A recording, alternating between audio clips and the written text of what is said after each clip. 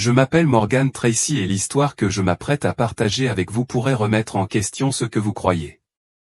Néanmoins, je prie pour que vous l'abordiez avec un cœur et un esprit ouverts. Cette expérience a eu lieu le 15 mars 2023, un jour qui a changé à jamais le cours de ma vie. C'est le jour où je suis mort et où je me suis retrouvé face à face avec Jésus-Christ.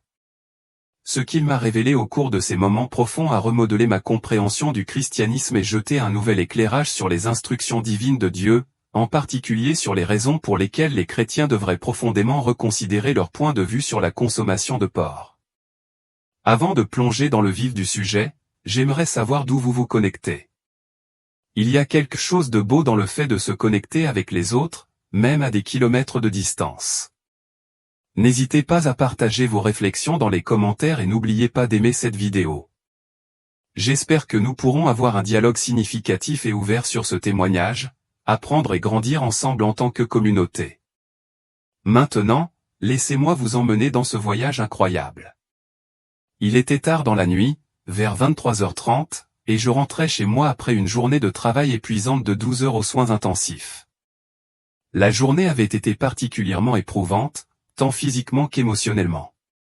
Dehors, la pluie tombait sans relâche, créant un rideau d'eau qui rendait la visibilité presque impossible.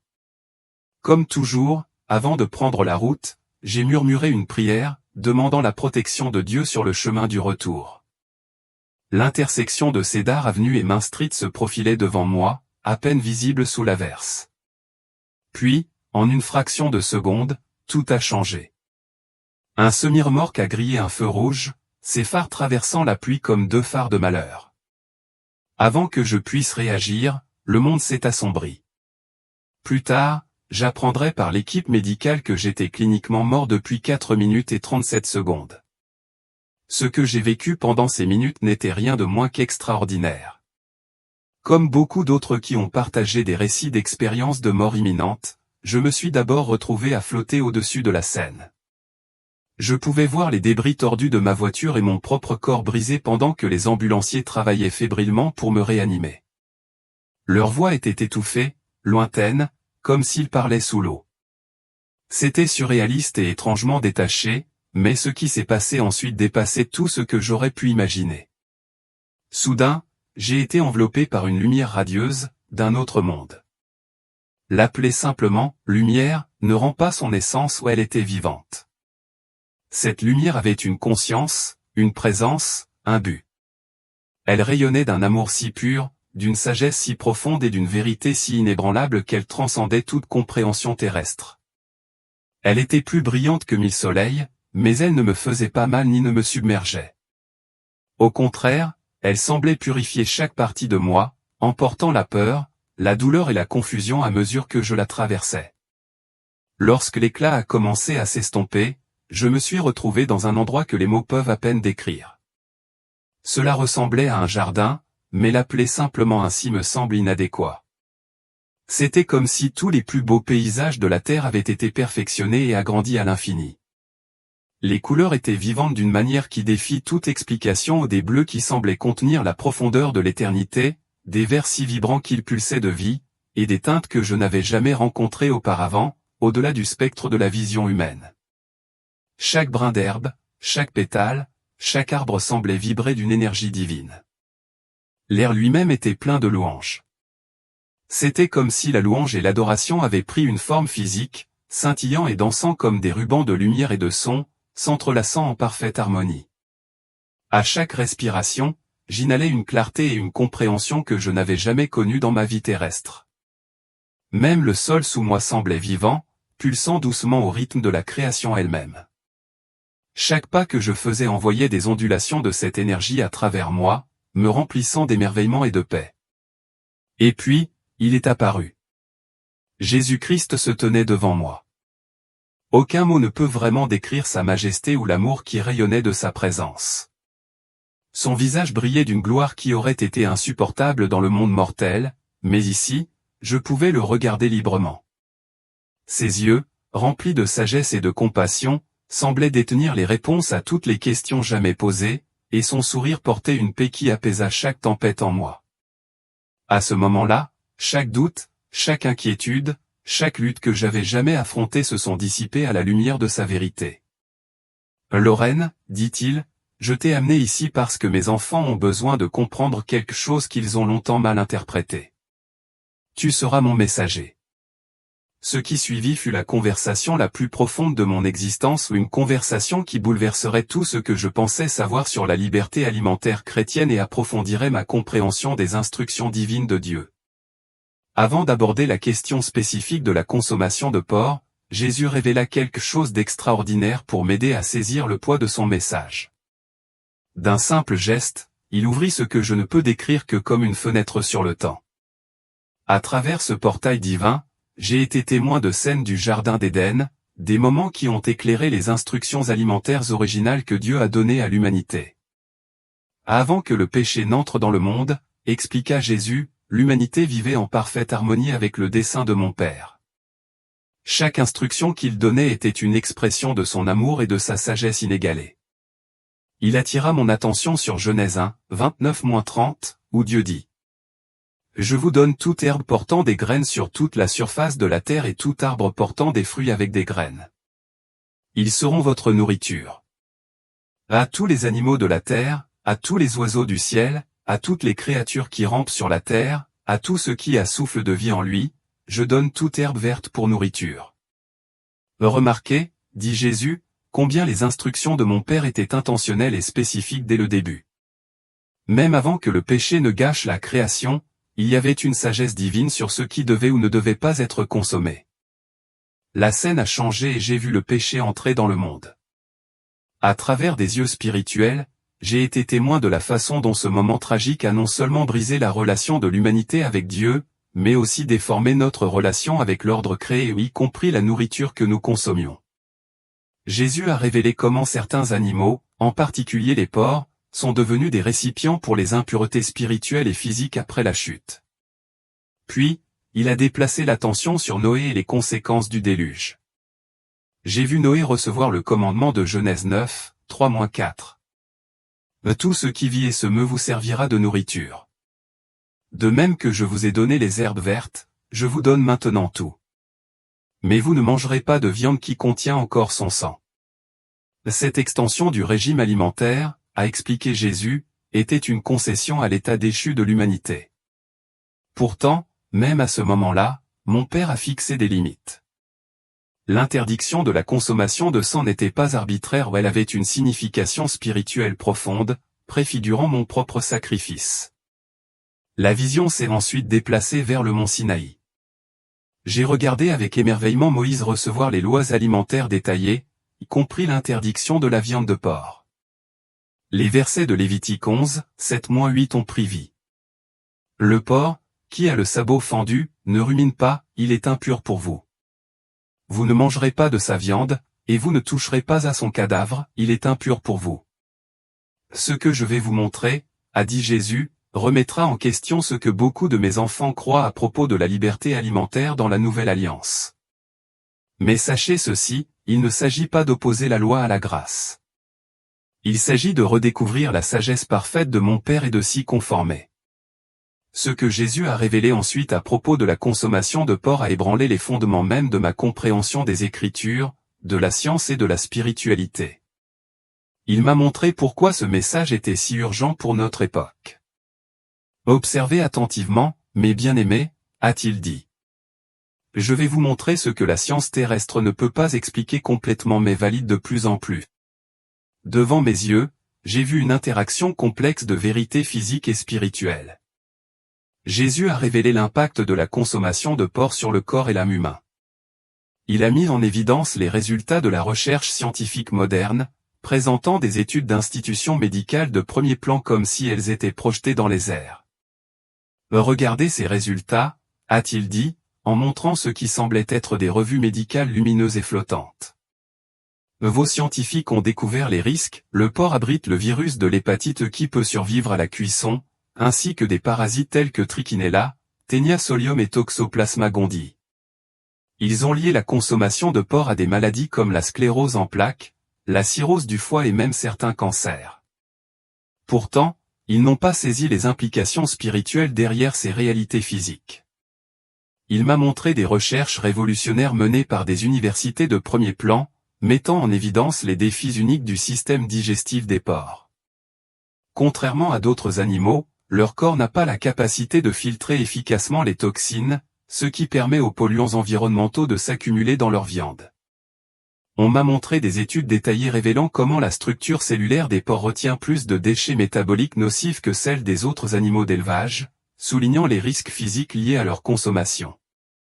Ces réalités physiques, a expliqué Jésus, sont le reflet de vérités spirituelles plus profondes. Regardez maintenant cela. Il a dévoilé quelque chose d'extraordinaire, la structure moléculaire du porc. Il l'a qualifiée de « production de modèles d'interférence spirituelle », et j'ai pu voir comment ces modèles perturbaient ce qu'il appelait la « fréquence divine » de la conscience humaine. Cette interférence inhibait la capacité naturelle de l'humanité à percevoir, à traiter et à se connecter aux révélations spirituelles. C'est pourquoi mon Père, dans son infinie sagesse, a ordonné dans Lévitique 11, 7-8, le porc, bien qu'il ait le sabot fendu, ne rumine pas, vous le considérez comme impur. Vous ne mangerez pas de sa viande, et vous ne toucherez pas à son cadavre, ils sont impurs pour vous. Ces paroles avaient un poids qui reliait les Écritures anciennes à la compréhension moderne. Jésus a ensuite attiré mon attention sur les pratiques alimentaires préservées par les musulmans. Voyez comme cette sagesse a perduré, a-t-il dit, alors que des scènes vivantes de l'histoire islamique se déroulaient devant moi. J'ai été témoin de la révélation du Saint-Coran, où il est écrit dans la sourate Al-Baqara 2, 173, « Il ne vous a interdit que la viande morte, le sang, la chair de porc et tout ce sur quoi un autre nom a été invoqué en dehors de celui d'Allah. » Ces lois alimentaires, conçues pour préserver le bien-être physique et spirituel, s'alignent sur l'ordre divin. Au fur et à mesure que la vision se poursuivait, Jésus a montré comment les avancées scientifiques modernes validaient de plus en plus ces anciennes instructions. La recherche a mis en évidence des attributs uniques du porc qui le rendaient particulièrement nocif, sa teneur élevée en matière grasse, ses structures protéiques qui interagissent différemment avec le métabolisme humain, sa prédisposition à héberger des parasites même avec les techniques d'élevage modernes et son rôle important dans la promotion de l'inflammation dans le corps humain. Ces découvertes scientifiques, dit-il, ne sont que des ombres d'une réalité spirituelle plus vaste. Les principes physiques reflètent les vérités spirituelles, établies depuis le fondement de la création. Jésus m'a ensuite révélé pourquoi cette compréhension était vitale pour les temps à venir. Il m'a donné un aperçu des événements futurs, des moments où la sensibilité spirituelle serait essentielle. Les scènes étaient profondément liées aux Écritures anciennes sur la fin des temps. Dans les derniers jours, continua-t-il en citant Joël 2, 28-29, « Je répandrai mon esprit sur toute chair. Vos fils et vos filles prophétiseront, vos vieillards auront des songes, vos jeunes gens des visions. Même sur mes serviteurs et servantes, je répandrai mon esprit en ces jours-là. » Il s'arrêta et dit, « Mais mon peuple doit se préparer à recevoir pleinement cette effusion. » Tout obstacle à la sensibilité spirituelle, aussi mineur soit-il, entravera sa capacité à recevoir et à se mouvoir dans ses dons spirituels améliorés. Jésus a ensuite intégré ces vérités dans un thème plus large de sainteté et de séparation pour Dieu. Il m'a rappelé 2 Corinthiens 6h17, « C'est pourquoi, sortez du milieu d'eux et séparez-vous, dit le Seigneur. Ne touchez à rien d'impur, et je vous accueillerai. » Ce principe de séparation, a-t-il souligné, n'a pas été aboli mais transformé. Il est passé du rituel externe à la réalité spirituelle interne, mais sa sagesse reste intacte. Lorsque mon Père a déclaré certains animaux impurs, il a établi des lois qui avaient une signification à la fois physique et spirituelle. Pour approfondir la leçon, Jésus a révélé la nature et le comportement du porc, illustrant pourquoi il s'agissait d'une leçon d'objet profonde. Considérez la consommation aveugle du porc, a-t-il dit. Contrairement aux bovins, qui broutent soigneusement l'herbe, ou aux moutons, qui recherchent une végétation spécifique, les porcs dévorent presque tout aux charognes, déchets, même des choses qui souillent. Sa nature reflète la leçon spirituelle de discernement, de pureté et de séparation. Les commandements de mon Père n'étaient pas arbitraires, ce sont des actes d'amour pour vous guider dans tous les aspects de la vie. Isaïe m'a montré comment la nature aveugle du cochon en faisait une représentation physique frappante du compromis spirituel consommé tout sans discernement. Il a fait le lien avec l'avertissement de l'apôtre Paul dans 1 Thessaloniciens 5, 21-22, « Examinez tout, retenez ce qui est bon, évitez toute espèce de mal. » La scène a changé et Isaïe a révélé comment ce principe s'appliquait à la guerre spirituelle moderne. Il a fait référence à Éphésiens 6h12, car nous n'avons pas à lutter contre la chair et le sang, mais contre les dominations, contre les autorités, contre les princes de ce monde de ténèbres, contre les esprits méchants dans les lieux célestes. Dans cette bataille spirituelle, a expliqué Isaïe, mon peuple a besoin de tous les avantages. Même de petits compromis, comme les habitudes alimentaires, peuvent créer des vulnérabilités dans son armure spirituelle. Il a ensuite révélé quelque chose de particulièrement fascinant sur la compréhension islamique des lois alimentaires. Il a montré comment les érudits musulmans avaient conservé des connaissances approfondies sur les conséquences spirituelles et physiques de la consommation de porc. L'interdiction du Saint-Coran dans la sourate Al-Maïdah 5h3 stipule « Vous sont interdits, comme nourriture, la viande morte, le sang, la chair de porc et ce sur quoi a été invoqué un nom autre qu'Allah. » Remarquez, a dit Isaïe, comment cet avertissement concernant le porc s'aligne sur d'autres interdictions que mon Père a données à Israël. Cette préservation de la sagesse alimentaire à travers les traditions religieuses sert de témoignage de son importance durable. Il m'a montré comment d'anciens textes médicaux islamiques de l'époque médiévale documentaient les risques pour la santé liés à la consommation de porc, des connaissances que la science moderne n'a commencé à valider que récemment. La sagesse de mon Père, a poursuivi Isaïe, a été préservée de diverses manières tout au long de l'histoire humaine. La vision s'est ensuite élargie et Isaïe a révélé quelque chose de remarquable sur la structure moléculaire du porc. Observez cela de près, a-t-il demandé. Il l'a appelé la matrice nutritionnelle divine. J'ai observé comment le porc, contrairement à d'autres viandes, conservait des impuretés spirituelles même après la cuisson. Ces impuretés n'affectaient pas le salut mais créaient ce qu'Isaïe décrit comme une statique spirituelle, une interférence qui émoussait la sensibilité spirituelle d'un croyant. C'est pourquoi il est particulièrement important d'adhérer aux principes alimentaires bibliques dans ces derniers jours, a expliqué Isaïe. L'atmosphère spirituelle devient de plus en plus intense. Mon peuple aura besoin d'une sensibilité spirituelle sans précédent pour affronter ce qui s'annonce. Il m'a montré comment les découvertes scientifiques modernes ont validé sans le savoir ces vérités spirituelles. J'ai vu des études qui ont mis en évidence la structure moléculaire unique de la graisse de porc, qui la rendait plus susceptible d'absorber les toxines. De plus, les tissus du porc, étant similaires aux tissus humains, comportaient des risques spécifiques pour la santé. Isaïe a révélé que le système digestif du porc était moins efficace pour filtrer les toxines que celui des autres animaux. J'ai également vu des études reliant la consommation de porc à des niveaux plus élevés d'inflammation et à un risque accru de diverses maladies. Ces découvertes scientifiques, a déclaré Isaïe, sont des représentations physiques de principes spirituels établis à la base de la création. Les instructions alimentaires de mon Père n'ont jamais été arbitraires ou elles étaient enracinées dans des réalités à la fois spirituelles et physiques.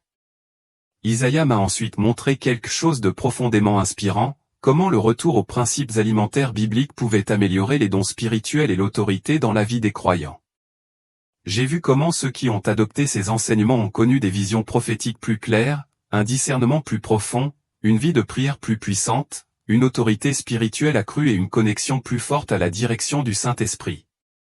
Il ne s'agit pas de gagner le salut, a souligné Isaïe, faisant référence à Éphésiens 2, 8-9, car c'est par la grâce que vous êtes sauvés, par le moyen de la foi.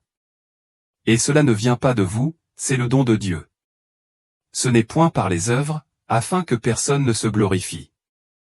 Mais, a-t-il poursuivi, tout comme un athlète discipline son corps pour une performance optimale, mon peuple peut choisir de vivre d'une manière qui renforce sa sensibilité spirituelle. Souvenez-vous de ce que Paul a écrit dans 1 Corinthiens 9h27, « Je frappe mon corps et je le rends esclave, afin qu'après avoir prêché aux autres, je ne sois pas moi-même disqualifié pour le prix. » Isaïe m'a ensuite montré des scènes de l'Ancien et du Nouveau Testament, démontrant que les lois alimentaires ne concernaient jamais uniquement la nourriture où elles étaient des leçons sur la sainteté, le discernement et le maintien d'une identité distincte en tant que peuple de Dieu. Quand j'ai parcouru la terre, expliqua Isaïe, et que j'ai déclaré pur tous les aliments dans Marc 7h19, je parlais d'une situation spécifique, l'acceptation des gentils dans le royaume et la destruction des barrières cérémonielles. Beaucoup ont mal compris cela comme signifiant que toute la sagesse de mon père concernant la nourriture devait être rejetée. Il m'a montré comment ce malentendu avait progressivement conduit à un affaiblissement de la sensibilité spirituelle de l'Église au fil des siècles. Ce n'était pas le seul facteur, expliqua Isaïe, mais c'était l'une des nombreuses façons dont mon peuple s'éloignait sans le savoir de la plénitude de ma présence. Puis Isaïe m'a révélé quelque chose sur l'avenir qui a rendu tout très clair. Il m'a montré les temps à venir de guerre spirituelle et de défis pour l'Église, où les croyants qui avaient maintenu la sagesse alimentaire biblique avaient une perception spirituelle nettement plus claire et une protection divine plus forte.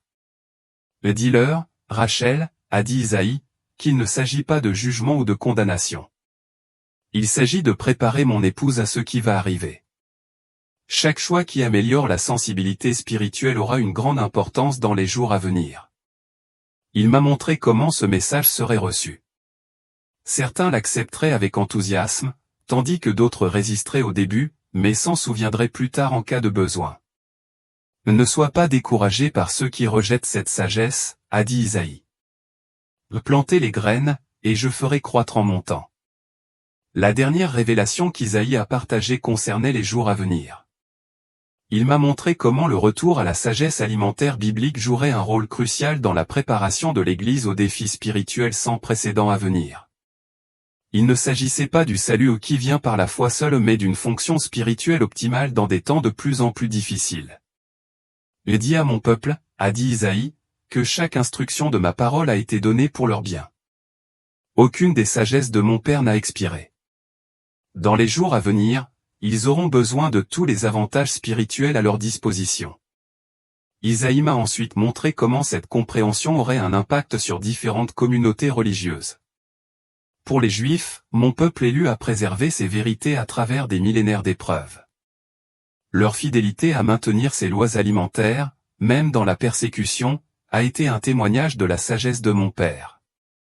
Pour les musulmans, bien qu'ils ne me reconnaissent pas comme Dieu mais comme un prophète et le Messie qui tuera le Dajjal à la fin des temps, ils ont préservé un aspect important de la sagesse alimentaire de mon Père. Leurs traditions savantes ont conservé des idées précieuses sur les bienfaits physiques et spirituels d'éviter le porc. Pour les chrétiens, il est temps que mon Église redécouvre la plénitude de la sagesse de mon Père. Non pas comme un fardeau de loi, mais comme un don d'amour qui renforce leur sensibilité et leur efficacité spirituelle. Alors que ma conscience commençait à revenir dans mon corps, Isaïe m'a laissé un dernier message, souviens-toi, Rachel, il ne s'agit pas de jugement ou de condamnation. Il s'agit d'amour, l'amour de mon Père exprimé à travers sa sagesse. Partagez cette vérité avec le même amour avec lequel je l'ai partagée avec vous. Soudain, je me suis senti ramené dans mon corps physique. J'ai entendu les ambulanciers dire, elle est de retour. La douleur était intense, mais la clarté de ce que j'avais vécu était encore plus puissante. Depuis ce jour, j'ai consacré ma vie à partager ce message, non pas comme une nouvelle loi, mais comme une invitation à comprendre plus profondément la sagesse de Dieu. J'ai vu de nombreuses vies se transformer lorsque des personnes ont adopté ces principes alimentaires bibliques, non par obligation, mais par compréhension et amour de la sagesse de Dieu. L'accident qui a conduit à mon expérience de mort imminente a été traumatisant, mais la révélation que j'ai reçue a fait que chaque moment de douleur en valait la peine. Jésus m'a montré que revenir à la sagesse alimentaire biblique ne consiste pas à gagner la faveur de Dieu, mais à nous positionner pour une sensibilité spirituelle optimale dans des temps de plus en plus difficiles. Je partage ce témoignage avec humilité et amour, sachant que chaque personne doit rechercher la sagesse de Dieu pour elle-même. Mais je ne peux plus garder le silence sur ce que Jésus m'a révélé concernant cet aspect crucial de la vie spirituelle. Que Dieu vous donne sagesse et compréhension lorsque vous réfléchissez à ces vérités. Souvenez-vous des paroles de Jacques 1h5, si quelqu'un d'entre vous manque de sagesse, qu'il la demande à Dieu, qui donne à tous simplement et sans reproche, et elle lui sera donnée. Je vous encourage à prier à propos de ce que vous avez entendu ici et à demander à Dieu de vous révéler sa vérité personnellement. En réfléchissant à ces révélations, rappelez-vous que les instructions de Dieu sont toujours données avec amour, jamais comme des fardeaux. Comme Jésus l'a dit dans Matthieu 11h30, car mon joug est facile et mon fardeau léger. Cette compréhension de la sagesse alimentaire n'est pas destinée à apporter une condamnation, mais un éclaircissement et une sensibilité spirituelle accrue pour les jours à venir.